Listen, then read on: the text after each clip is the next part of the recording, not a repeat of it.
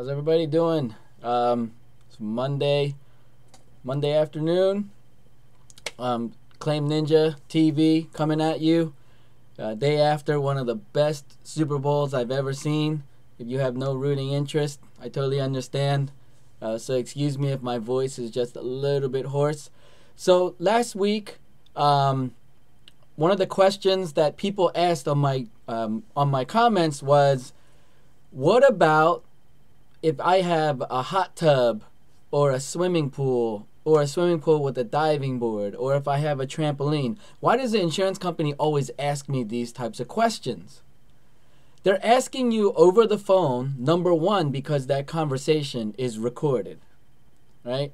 And number two, insurance companies are making a decision that certain types of risk they are not willing to take on. An example, the house that I live in, we have our own hot tub. It's very, very nice. We got a home insurance quote. We bound the coverage. And within the first 30 days, the underwriter sent out somebody to do a walkthrough at my property.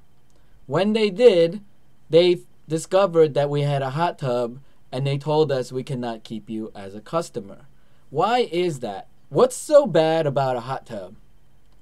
Because somebody else's kid can drown in that hot tub. And when they do, people sue the liability coverage on your home insurance. It's not a good situation. When you think about a diving board, yes, a diving board could be very, very simple and innocuous. But how many of you guys have had friends that split their head open on a diving board? Because they're goofing off. And they're swimming, they're roughhousing, right? Again, it's about increased risk. A trampoline.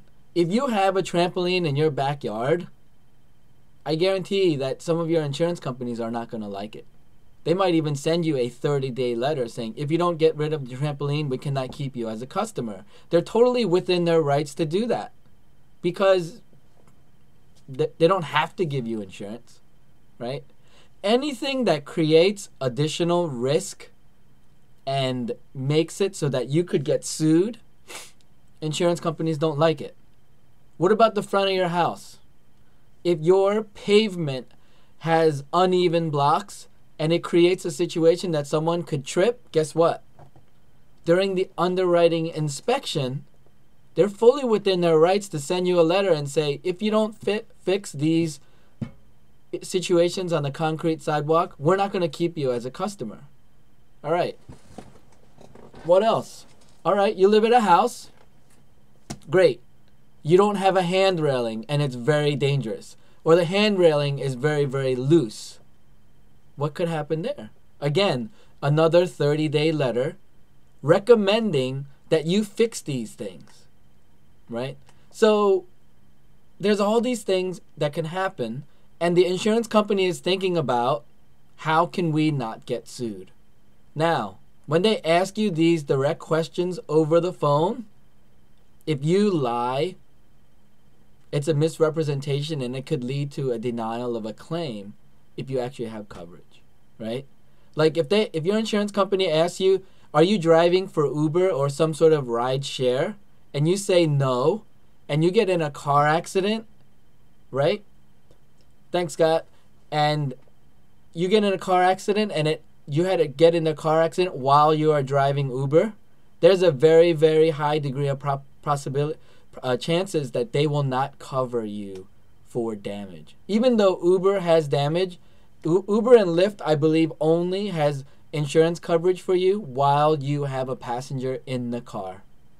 So, this is a serious situation, but the main thing is, again, and Scott and I have talked about this, the insurance companies calculate everything. Hot tub, swimming pool, diving board, trampolines. How about a big dog? If you have a German Shepherd or a Pit Bull, a Doberman, a Rottweiler, guess what? Some insurance companies don't like it. I know for a fact, if you have a Pit Bull or a German Shepherd, I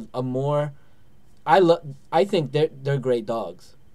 But to the insurance company, that's more risk because they bite the mailman. And then the mailman sues your insurance policy. On the commercial side as well, if you have things on your space that would be considered risk or damage, they're going to make you repair those things in advance. So, yeah, I mean, yeah, if you have two German Shepherds, when you become a homeowner, you're going to have to look for different types of insurance, you know? And I think they're great dogs. And because there's no bad dogs, they're bad owners, right? So it's just a part of understanding, you know, because a friend of mine, he's like, well, we're not getting rid of the trampoline. Our kids love it. Okay, cool. Just got to understand that some insurance company may not want to keep you as a customer, or they might increase the premium because of the increased risk. So that's really all I have today. Again, my voice is a little bit hoarse because I was celebrating so much from the Eagles' first Super Bowl victory. I was very, very excited. It looks like the damage in Philadelphia is not that significant. There was a lot of, things like that. And, so Scott Owen, he got bit badly by a German Shepherd.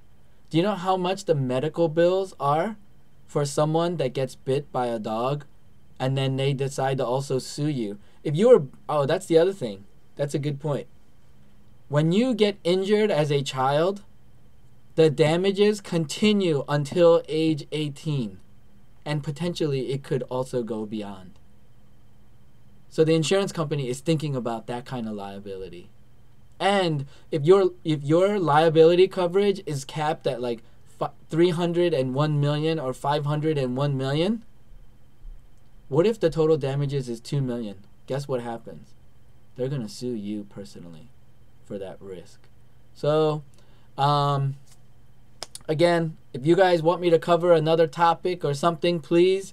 Also, if this information was helpful to you and you think a regular homeowner would benefit from listening to this talk about swimming pools and hot tubs and additional risk and liability, please click like, but also click share, because they're not on my Facebook page, but it would be very helpful information.